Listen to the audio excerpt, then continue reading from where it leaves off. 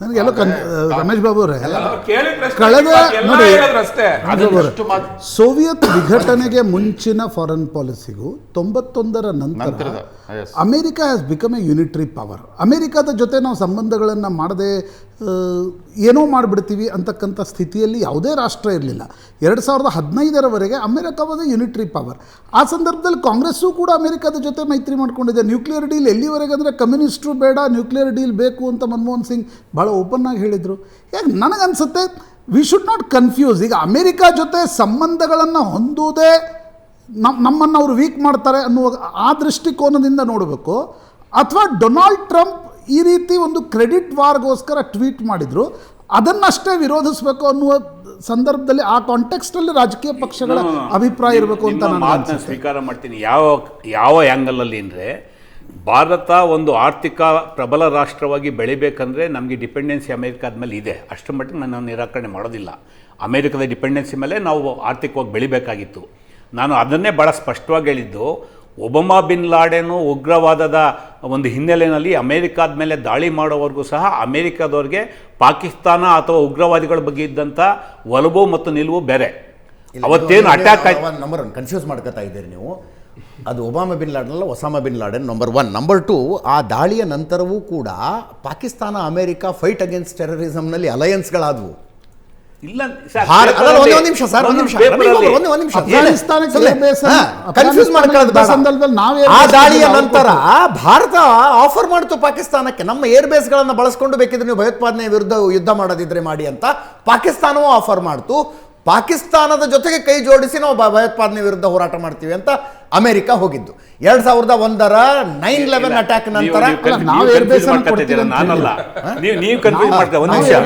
ನೋಡಿ 1971 ಸಿಮ್ಲಾ ಪ್ಯಾಕ್ಟ್, ಇಂದಿರಾ ಗಾಂಧಿರವರು ಆವತ್ತಿನ ಜುಲೈ 2ನೇ ತಾರೀಕು 1972 prime minister of India Indira Gandhi, Zulfikar Ali Bhutto president republic of Pakistan, ಆವತ್ತೇ ಅಗ್ರಿಮೆಂಟ್ ಆಗಿದೆ. ಈ ಭಯೋತ್ಪಾದನೆ ಒಂದೇ ಅಲ್ಲ, ನಮ್ಮಿಬ್ಬರ ಮಧ್ಯೆ ಏನು ಟ್ರೇಡ್ ಆಗಬೇಕು, ಮೂರನೇ ದೇಶದ ಇನ್ವಾಲ್ವ್ಮೆಂಟ್ ಬೇಡ.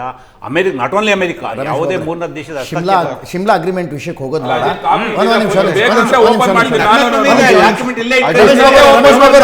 ರಮೇಶ್ ಬಾಬು ಅವರೇ,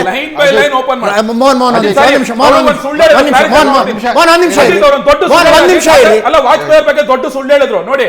ಅವತ್ತು Jana Sangh won't hesitate to accord its fullest cooperation to Indira Gandhi, Atal Bihari Vajpayee side.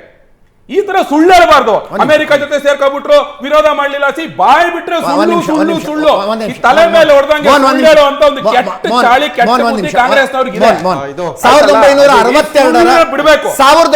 1962ರ Bharat China ಯುದ್ಧದಲ್ಲಿ ಕಮ್ಯುನಿಸ್ಟರು ಚೀನಾನ ಬೆಂಬಲಿಸಿದ್ರು ಅನ್ನೋದು ಬಿಟ್ರೆ ಈ ದೇಶದ ಇತಿಹಾಸದಲ್ಲಿ ಯಾವ ವಿರೋಧ ಪಕ್ಷವೂ ಯುದ್ಧದ ಸಂದರ್ಭದಲ್ಲಿ ಸರ್ಕಾರದ ವಿರುದ್ಧ ನಿಂತ್ಕೊಂಡಿಲ್ಲ, ಶತ್ರು ದೇಶವನ್ನು ಬೆಂಬಲಿಸಿಲ್ಲ. Let us accept that fact. Accept ಮಾಡ್ಕೊಳ್ಳಿ. ಶಿಮ್ಲಾ ಅಗ್ರಿಮೆಂಟ್ನ ಚರ್ಚೆಗಳು ತುಂಬ ಬರ್ತಾ ಇದೆ.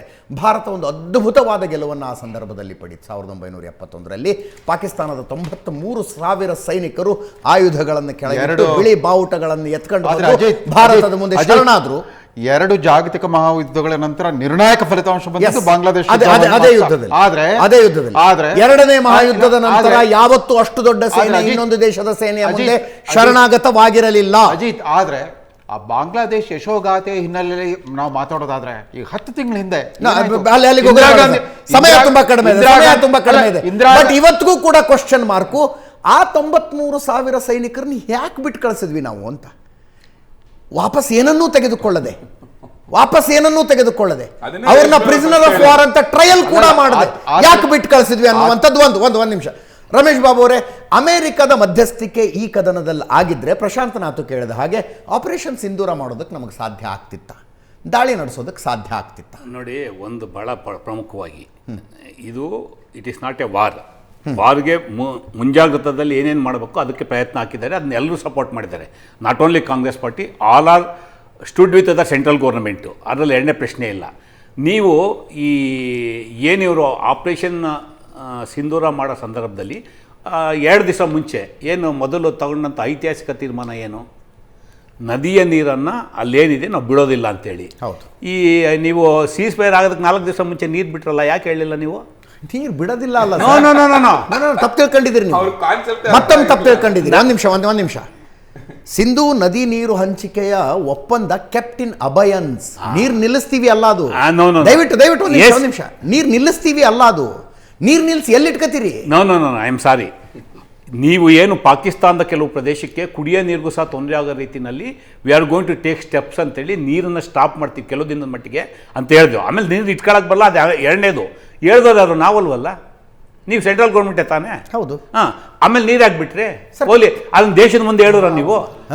ನೀವು ಅಲ್ಲ, ಒಂದು ನಿಮಿಷ, ಇವತ್ತು ಏನು ಸಿಮ್ಲಾ ಒಪ್ಪಂದ ಇದೆ, ಸಿಮ್ಲಾ ಒಪ್ಪಂದನ್ನು ಸಸ್ಪೆಂಡಲ್ಲಿ ಇಡ್ತೀವಿ ಅಂತ ಅವ್ರು ಹೇಳಿದ್ರು ಕೌಂಟರ್ ಆಗಿ. ಹೌದು, ಅದಿರಲಿ, ಅವ್ರು ಇಡಕ್ಕೆ ಬರಲ್ಲ. ಅದು already it is in force agreement ಇದೆ. ಸಿಮ್ಲಾ ಒಪ್ಪಂದ ವಿರುದ್ಧವಾಗಿ ಅವರು ಹೋಗಕ್ಕಾಗಲ್ಲ, ನಾವು ಹೋಗೋದಕ್ಕೆ ರದ್ದು ಮಾಡಿದ್ರೆ ಒಳ್ಳೇದ್ರಿ. LOC ಇರೋದಿಲ್ಲ ಅವಾಗ.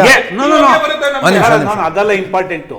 LOC ಇದೆಲ್ಲ ಪ್ರಶ್ನೆ ಇರೋಂಥದ್ದಲ್ಲಿ ಮೂರನೇ ದೇಶ ಇಂಟರ್ಫಿಯರ್ ಮಾಡೋದಕ್ಕೆ ಅಕಾರ್ಡಿಂಗ್ ಟು ದಟ್ ಅಗ್ರಿಮೆಂಟು ಬರ್ತಾರೆ. ಅವ್ರು ಭಾಳ ಸಂದರ್ಭಗಳಲ್ಲಿ ಇಂಟರ್ನ್ಯಾಷನಲ್ ಇಶ್ಯೂ ಮಾಡೋದಕ್ಕೆ, ಬೇರೆ ಬೇರೆ ದೇಶಗಳ ಸಹಕಾರ ಬಯಸೋದಕ್ಕೆ ಎತ್ತದಂಥ ಸಂದರ್ಭದಲ್ಲಿ ಭಾರತ ತಗೋತಾ ಇರ್ತಕ್ಕಂಥ defence according to the Simla pact ನೀವು ಇದನ್ನು ಇಂಟರ್ಫಿಯರ್ ಮಾಡೋಕ್ಕೆ ಬರೋದಿಲ್ಲ ಅಂತ ಅಮೆರಿಕಕ್ಕೂ ಹೇಳಿದ್ದಾರೆ, ಚೈನಾಕ್ಕೂ ಹೇಳಿದ್ದಾರೆ, ಬೇರೆ ದೇಶಕ್ಕೂ ಹೇಳಿದ್ದಾರೆ. ಅದು ಬೇರೆ ಚರ್ಚೆ ಸಂದರ್ಭ. ಇವತ್ತು ನೀವೇನು ನೀರು ಬಿಡಲ್ಲ ಅಂತ ನೀವು ಹೇಳಿದ್ರೆ, ಸಿಮ್ಲಾ ಇದನ್ನು ಸಸ್ಪೆಂಡಲ್ಲಿ ಇಟ್ಟಿದ್ದೀವಿ ಅಂತ ಅವ್ರು ಹೇಳಿದ್ರು. ಪ್ರಶ್ನೆ ಇರೋಂಥದ್ದು ನೀವೇನಕ್ಕೆ ದೇಶಕ್ಕೆ ಹೇಳಲಿಲ್ಲ? ದೃಷ್ಟಿಯಿಂದ ಕೇಳ್ತಿದ್ದೀನಿ, ಕಾಂಗ್ರೆಸ್ನ ಆಕ್ಷೇಪಣೆ ಏನು? I understand Donald Trump tweet ಏನಿದೆ ಅದು ಸಾಕಷ್ಟು ಕನ್ಫ್ಯೂಷನ್ಸ್ಗಳನ್ನು ಹುಟ್ಟಾಕಿದೆ. ಅದಕ್ಕೆ ಸ್ಪಷ್ಟೀಕರಣ ಕೇಳೋದು ಕಾಂಗ್ರೆಸ್ನ ಸ್ಟ್ಯಾಂಡು, ಅಥವಾ ಇಲ್ಲ ಈ ಸೀಸ್ ಫೈರ್ ಮಾಡ್ಕೊಳ್ಬಾರ್ದಿತ್ತು, ನಾವು ಸೀಸ್ ಫೈರ್ ವಶಪಡಿಸ್ಕೊಳ್ಬೇಕಿತ್ತು ಅನ್ನೋದು ಕಾಂಗ್ರೆಸ್ ಸ್ಟ್ಯಾಂಡು. ಸೀಸ್ ಫೈರ್ದು ಭಾರತ ಸ್ವತಂತ್ರ ನಿರ್ಧಾರ ತಗೊಂಡ್ರೆ it leave it to the prime minister as well as central government. ನಮ್ಮ ಪ್ರಶ್ನೆ ಇರ್ತಕ್ಕಂಥದ್ದು, ಅಮೆರಿಕದವ್ರು ನಾವು ಎದುರಿಸಿದ್ರಿಂದ ಭಾರತ ಮಾಡ್ಕೊತಾ ಇದ್ದಾರೆ ಅಂತ ಹೇಳ್ಬೇಕಾದ್ರೆ ಪ್ರೈಮ್ ಮಿನಿಸ್ಟರ್ ಬಗ್ಗೆ ಮಾತಾಡ್ತಾ ಇಲ್ವಲ್ಲ. ವಿದೇಶಾಂಗ ಇಲಾಖೆ ಕ್ಲಾರಿಫೈ ಮಾಡಿದೆ ಅಲ್ಲ. ಈಗ ಯಾರು ಕ್ಲಾರಿಫೈ ಮಾಡಬೇಕು? ವಿದೇಶಾಂಗ prime minister of India, prime minister of India ಅಷ್ಟು ಕ್ಲಾರಿಫೈ. ಇದುವರೆಗೂ ಆಲ್ ಪಾರ್ಟಿ ಮೀಟಿಂಗ್ ಕರೀದ್ರೆ ಆಲ್ ಪಾರ್ಟಿ ಮೀಟಿಂಗ್ ಬಂದು ಆ ಸಭೆನ ಅಧ್ಯಕ್ಷತೆ ಮಾಡಲಿಲ್ಲ ಪ್ರೈಮ್ ಮಿನಿಸ್ಟರ್. ಆಯ್ತು, ಪಾರ್ಲಿಮೆಂಟ್ ಕರೀರಿ, ಸ್ಪೆಷಲ್ ಮನಮೋಹನ್ ಸಿಂಗ್ ಇದ್ದಾಗ Pranab Mukherjee all party meeting ಕರೀತಾ ಇರ್ಲಿಲ್ವಾ? ಎಲ್ಲ ಸಭೆಗಳಿಗೆ ಹೋಗಿ ಮನಮೋಹನ್ ಸಿಂಗ್ ಮಾತನಾಡ್ತಾ ಇದ್ರ ನೋಡಿ. ನಾನು ಮೋದಿ ಅವ್ರನ್ನ ಸಮರ್ಥಿಸ್ಕೊಳ್ತಾ ಇಲ್ಲ. It was better if prime minister come and chair the all party meeting. ನಾನು ಅದ್ರ ಬಗ್ಗೆ ಹೇಳ್ತಾ ಇಲ್ಲ. ನೀವು ಒಂದ್ ಹೇಳಿ ನನಗೆ ಸತ್ಯ. Pranab Mukherjee all party meeting ಗಳನ್ನ ಚೇರ್ ಮಾಡ್ತಾ ಇರ್ಲಿಲ್ವಾ ಎಲ್ಲ ಸಂದರ್ಭದಲ್ಲಿ 10 ವರ್ಷದಲ್ಲಿ? ಅದನ್ನೇ ಹೇಳ್ತಾ, ಆಲ್ ಪಾರ್ಟಿ ಒಂದೇ ಅಲ್ಲ. ಮನಮೋಹನ್ ಸಿಂಗ್ ಅವ್ರು ಎಷ್ಟೆಲ್ಲ ಪ್ರೆಸ್ ಅಡ್ರೆಸ್ ಮಾಡಿದ್ದಾರೆ, ಮೋದಿ ಅವರು ಎಷ್ಟೆಲ್ಲ ಪ್ರೆಸ್ ಅಡ್ರೆಸ್ ಮಾಡಿದ್ದಾರೆ. This is the thing. ಅವರು ನಿಮಗ್ ಬೇಕಾದ ಹೇಳೋದಲ್ಲ, ಇದನ್ನ ಹೇಳಿ.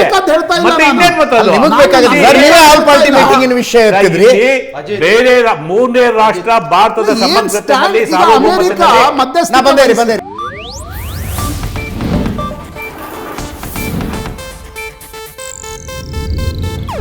ಇದು ಏಷ್ಯಾನೆಟ್ ನ್ಯೂಸ್ ನೆಟ್ವರ್ಕ್ ಪ್ರಸ್ತುತಿ.